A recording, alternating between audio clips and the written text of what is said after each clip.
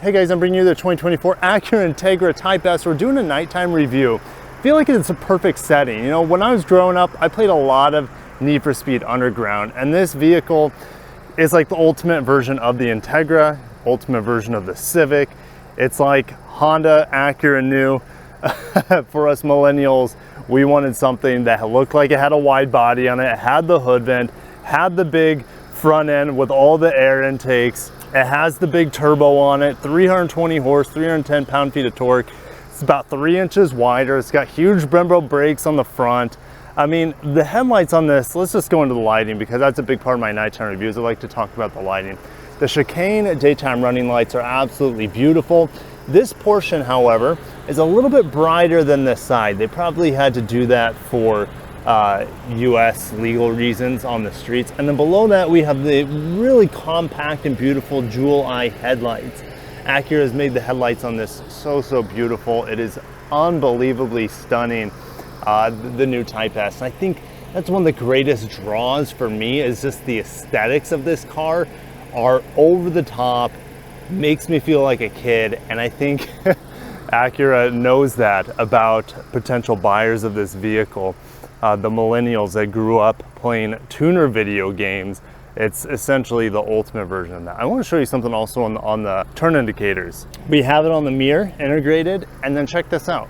I thought the daytime running light would turn into the turn indicator. Absolutely not. We have additional really bright amber LED strip for the turn indicator. Above that, we have that Integra stamped into the bumper, looking awesome. The Type S here.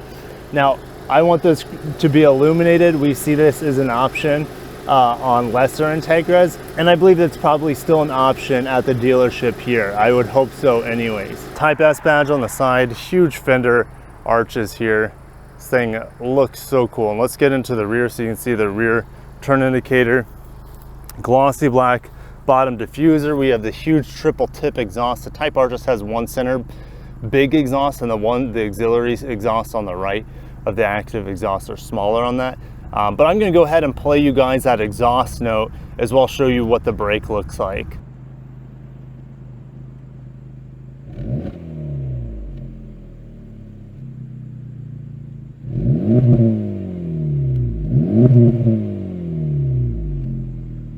This particular sample has the carbon fiber spoiler, which is looking really sick here.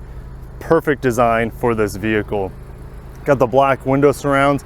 Oh, I want to mention to you guys, when the car is off and you walk up to it, all lights, all handlebars have their own light, which is awesome. I think that's a real nice premium feature. Let's get onto the back seat to see if there's any nice interior lighting back here. My head starts running into the roof, by the way, so you wouldn't want anyone probably over 6 feet tall. Look how bright these indicators are, guys. Do you see all the stop signs lighting up across this parking lot? Yeah, no headroom back here. I have a mat pocket on this side and not on this side. I have essentially no auxiliary vents back here or USBs. I don't have an armrest either. At least the seats do fold down, which is nice in this hatchback. Acura paying attention to the small details. Yes, we have chicane style rear tail lights as well, but the Acura inside of the rear tail lamp, again, Integra into the bumper on the back. Acura giving us tons of light in the lift back. What's underneath here? It's a fix-a-flat kit. No surprise, there's no spare tire for these. Yeah, we got the ELS audio in here, which you can get on the Aspec tech package with the manual or the CVT, but still sounds great here in the Type S. Now, yeah, these lights are super bright, very functional rear end. I make sure to watch my review on my little one-bot mini bike, e-bike that I reviewed. I was able to fit it in the back here. You get crossover functionality without all-wheel drive. Essentially, that's all you're missing here. All right, let's get into the front seat of the Type S. It would have been nice if this Type S door sill was illuminated, but it is what it is. Just gonna close the door. We have white LED strips here. I played through the menus a little bit. I wasn't able to find a way to customize this. And then when I turn drive mode, sometimes cars will change the ambient lighting in here. That doesn't seem to be the case on the Type S. I know it's hard to see, but we have one of 3 interiors here with the Type S. On the headrest, this is the red with the black suede insert. You can get the white interior, the orchid, and then you can also get the ebony or the black interior. All right, let's talk about the illumination. It's a familiar place because it's so similar to the Civics and the Integras I've tested in the past. Triple rotary knob for the climate control. You got heated seats. Your USBs are illuminated. Your wireless charging pad is illuminated. Would have been awesome to have Type S illuminated here.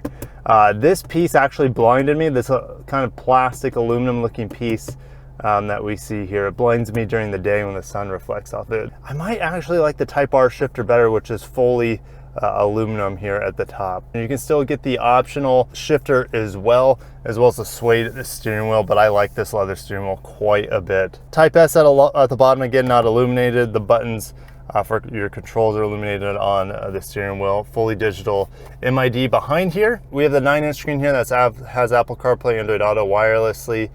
Your forward and seek buttons, your volume knob is all illuminated in here. Really have no issues with the functionality. Don't have a light, don't have a light for armrest there. And then your driving modes, including the individual mode, has its own lighting, but there's really nothing too crazy. I mean, don't forget you can turn the traction control off at night. Acura doesn't want you to forget that you can disable that when you want to spin the tires. Looking up, we have some bright LED reading lamps there, and then a soft foam wrapped sunglasses holder. There's no sunroof in here, so it's going to be not mounting my phone today. We're going to squeeze it between the seats. I just remembered from the Type R that has that logger system, that data logging system. We don't have that in the Type S. Let me know if that bothers you guys, if you would like to have that data logging system and software built into the vehicle. But here in the Type S, it is not available. So let's go ahead and let's see if we can get a little front defrost going on. It fogged up since I let it sit there for a while. Now, I've been driving around in comfort mode 99% of the time. Call me an old man, but I like the softer suspension here.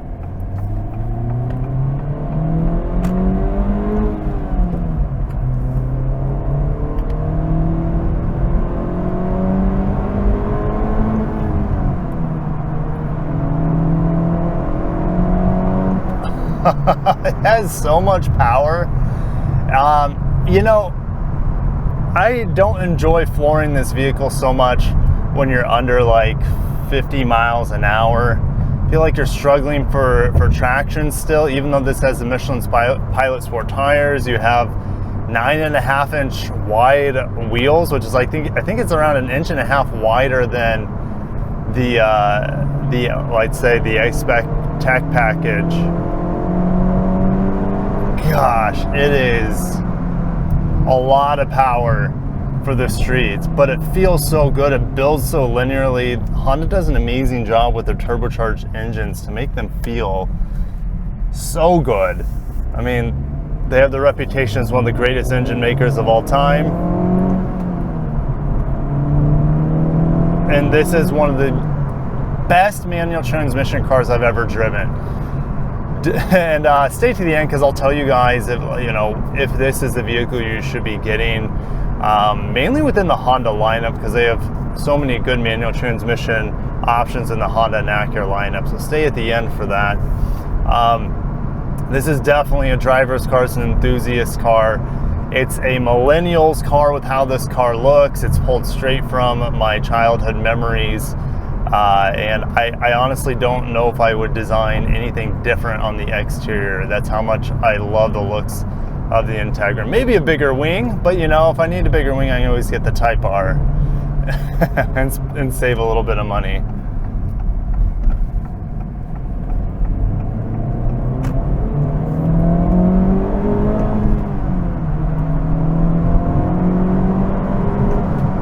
Jeez Louise, like, you don't even realize you're going that fast because it's so smooth. You don't get smacked with an insane amount of torque, and maybe it's also because I have full control of what's going on with this manual, but you don't feel like you're getting shoved in the back of your seat and then you look down and you're going 75 in a 35 or 45. It's unbelievably fast, but it does it in such a nonchalant way. We'll try to do a 0 to 60 here in a little bit. I'll put it in, you know, Sport Plus mode, but for the streets, in my opinion, I have no canyons to carve here. I'm not gonna be putting in Sport Plus. Yes, there's this individual mode if I wanna have the more aggressive pieces to it. With the auto rev matching, it's pretty nice. I went from, I think I was in 5th to 2nd there, and it did it no problem. The brakes in here are, of course, insane for this vehicle. We got the huge Brimbos up front, makes up for stopping this thing an absolute breeze. Been taking my kids to school in it. This is the practicality of this vehicle. I wish it did have 3 seats in the back since I have a bunch of kids, but it is what it is. You know, most people who have this vehicle are not going to be shoving 3 people in the back, but it would have been a nice feature. All right, this is a little uphill here. Let's go ahead and put it in sport mode. I'm not going to dump the clutch or anything. We're just going to rev to about 2,500 RPM. There we go.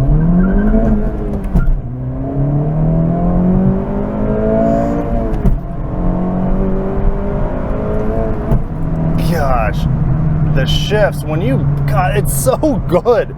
This manual is incredible. It feels, it does whatever you want it to, and it does it really well. So if you want to push this vehicle 100%, it giddy ups and goes and exceeds your expectations.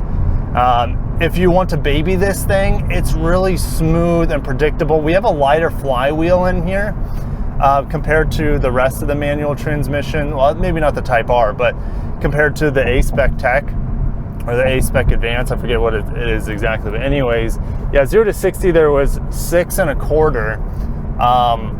You know, traction is always going to be an issue with this machine, front wheel drive. I was going uphill, I'm pretty sure, yeah. Slope was 0.1% there.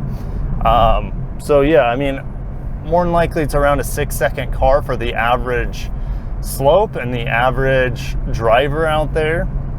And this is, you know, this is not a 0 to 60 car. This is an engagement car. This is a track car. This is a childhood dream car. Can't believe the Integra is back. And not only that, it's back with the Need for Speed Underground Edition Type S. Like, I feel like I'm in a dream right now, a little bit because it's at night, but I get to drive these amazing cars that I could only like dream of as a kid or play with them in a video game as a kid. And this Integra is just calling back to my childhood. I know I say that over and over, but the nostalgia pull here is a big part of selling the Integra. 0 to 100 kilometers per hour was 6.48. But like I said, the vehicle is not, it's not going to be the world's greatest launching car. This Type S is all about smoothness. All right, I didn't talk about the headlights at night. They're extraordinarily impressive. I showed you how bright the turn indicators are. You can see them again reflecting off of all the red lights ahead. Let's turn down the heat in here. We got, you get a little pop and bang. Foot down. Gosh. Holy cow. Incredible. Just flying through the gears here as fast as you possibly can. The car loves it. You don't get that rev drop that you have in the lesser 1.5 liter manual transmission options when the Honda and Acura line up. So, like, sorry Jeep, I'm in Need for Speed Underground mode. I'm looking for rivals right now.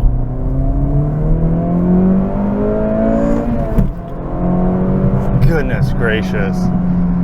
It's, you know, I say that I've said over and over the 1.5 liter is like the perfect for the streets, and I still believe that, because the 200 horsepower, when you have your foot to the floor, you're still not going anywhere fast. Like 0 to 60 in that, I think, is like around 7 seconds, best case scenario.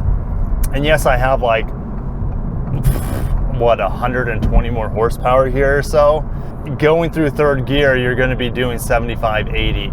This car has an extremely high top speed. I want to say it's like 165 or 168 miles an hour is the top speed of this thing, and the gears are pretty long, but the turbocharged 4-cylinder never feels like it's not enough to fill up the long space gearing here. It's everything about this car, I feel from a driver's perspective, is perfect. It handles great, which I don't have a lot of places to test that. Watch my California Canyon driving reviews of the Type S. This thing handles like it's on rails, and the wider tires definitely help that.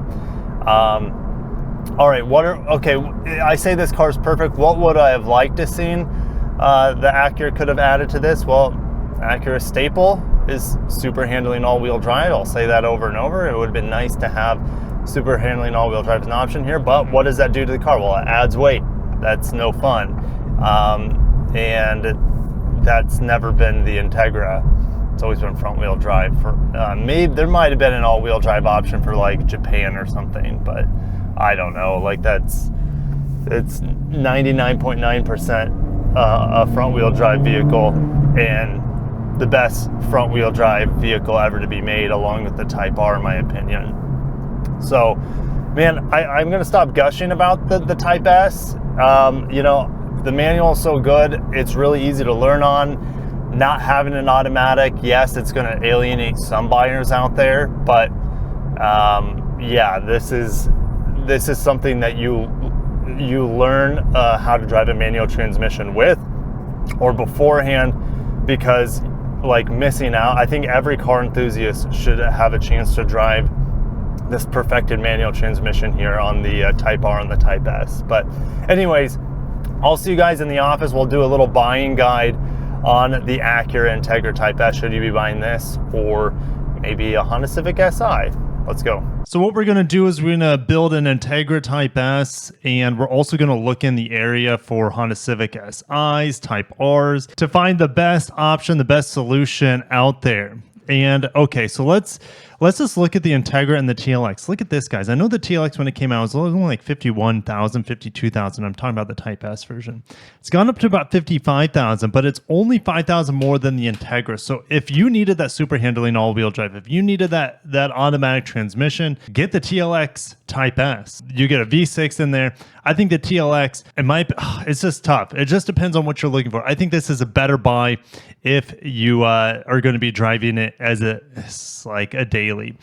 If the Integra, if it's a weekend car or a track car, the Integra is by far the better option. So let's build off the Integra. I mean, this car looks sick in any color. There's no doubt, because it's got a wide body kit on it. It's got incredible looks, incredible angles. So whatever, it doesn't matter what color we get. But if you want red, you can't get red on red, for example. If you want that red interior, you have to get black, liquid carbon, white. All right. If you want the Orchid, you can only get but interesting, you can get white on white with the Orchid, which is going to be pretty sick color combo. Apex blue with the Orchid, or the Tiger Eye with the Orchid. So honestly, for me, living in Florida, I prefer to have the Orchid. So I'd be getting the white on white, the blue on white, or the Tiger Eye Pearl on white. So let's just look at Tiger Eye Pearl, Orchid. Yeah, this interior is looking pretty fresh to me. What do you guys think? In the media drive, I had the copper wheels, but that's a $2,000 upgrade. Absolutely not worth it. Illuminated front mark. There you go. It's $350. I think that is absolutely worth it. I want that. And you can also get the gloss black Type S on the front and the back. Not really worth it in my opinion, but you can get the puddle lamps too if you want that. Here's a carbon fiber tailgate spoiler, $950. I like having that. You can also get the mirror covers as carbon fiber. My review simple did not have that. For example, you can also get it with roof racks. It looked pretty cool with roof racks, I'm not gonna lie. About $54K after destination for the Type S. Now, is this the ultimate buy if you're looking for a manual transmission Acura Honda? Honda and Acura, they're smart because they give us a price point for multiple budgets. So if we look at Civic SIs in my area, well, let's go lowest price. Guys, they're under $30,000 now in my area, on average around $30,000. I think this is a great buy. I think this is the better buy for the masses. You're going to save what? $25,000. You can essentially buy two Civic SIs for one Type S. That's assuming no markups, right? So I think the Civic Si, if you just want to get your hands on an excellent manual transmission, one of the best out there, even in the Si, it's not as good as the Type S, but man, is it fantastic. You're just going to have a lot more rev hang. But here's the thing. I was getting about 25 miles per gallon in the Type S, taking my kids to school and whatnot. The SI does about 40 miles per gallon. So for the masses, the Civic Si is an absolute steal. And then you have the Type R. Would I pick the Type R over the Type S? It just depends on the type of deal I can get. If I can get the Type S at MSRP, maybe I get that. But there's the big allure of the Type R being built in Japan. The Type S is made here 100% in America.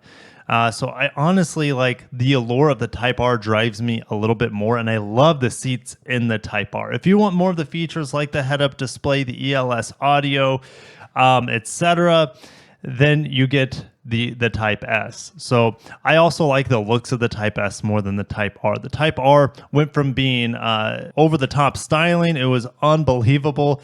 It looked like a transformer. And they went to this model, which I think looks better than the last model, but maybe they took a step too much in the conservative realm. I think it looks great, but the Type S to me is going to take my eyes every single time over this. So if the looks are that important to you, get the Type S as well. Now, believe it or not, there are 9 Integra Type S's in my area at MSRP. That's assuming they don't hit you with a huge markup when you get to the dealership. You know, this one's not even priced, but a lot of them are just priced at MSRP. Let me know if you guys have been in the market for a Type S and if you've been quoted at MSRP. Because if that's the case, I think these things will move pretty well. I see actually quite a few. I haven't seen one Integra Type S on the street yet, but I have seen, well, it's been out for a few years, and I've seen plenty of TLX Type S's as well as MDX Type S's in my area. They're selling at a pretty high ratio. All right, let's look for manual transmission, Aspec tech packages. I'm starting to see them around $37,695. That's around MSRP, or maybe slightly less. We see one here that's MSRP at $38,295. There are 43 manual Integra Aspec techs in my area. Another great buy. That's the thing. You can't really go wrong with any of them. Civic Si, Type R, Aspec tech, or Type S. They just, Honda and Acura have tiered the pricing perfectly. This gives you the most features out of all of the vehicles that I mentioned, just not the most performance. Good amount of performance, not as quite as fun to drive as the Si. The Si is a little bit lighter and the suspension's a bit different. This has adaptive dampers, if I remember correctly, and the Si got rid of that for the newest generation. But essentially, this is an Si with a hatchback and hatchback form, so it has that functionality over the sedan of the Si as well, plus giving you things like ventilated seats, a sunroof, head-up display, fully digital instrument cluster, ELS audio. So this is still a really good buy, in my opinion, if you can get it at MSRP. But if you're spending $38K on an Integra, you could still get a Type R for just a little bit more. That's the thing. And then you could say, well, I could get a Type S for a little bit more as well. So all of them are an amazing buy at MSRP. And it just depends on what your budget is. In my opinion, the Civic Si is still the value king out of all these models. The Integra is, the pricing's tough on it. I wish it was a little bit closer. I wish it was under $50,000. I wish it was a coin flip toss between that and the Type R. I think they should be priced pretty similarly because the Integra is priced so close to the TLX Type S that I know a lot of people might just go that route. But I'll let you guys battle it out down below. I can't tell you which one of these is best. I can find a logical scenario where you come to the conclusion that an Si is the best, or Type R is the best, or Aspec tech, or the Type S. They are all valid. They are all great vehicles at their price point for the most part, with the Type S being a little bit stretched in my opinion. I wish it was at $49,900, but whatever. When you're spending this much money, are you really worried about that extra $2-3K? I don't think so. But anyways, shutting it down. Thank you guys for watching. Have a great day. If you made it this far, thank you so much. Smash the heck out of that like button. I'll catch you in the next one. Peace.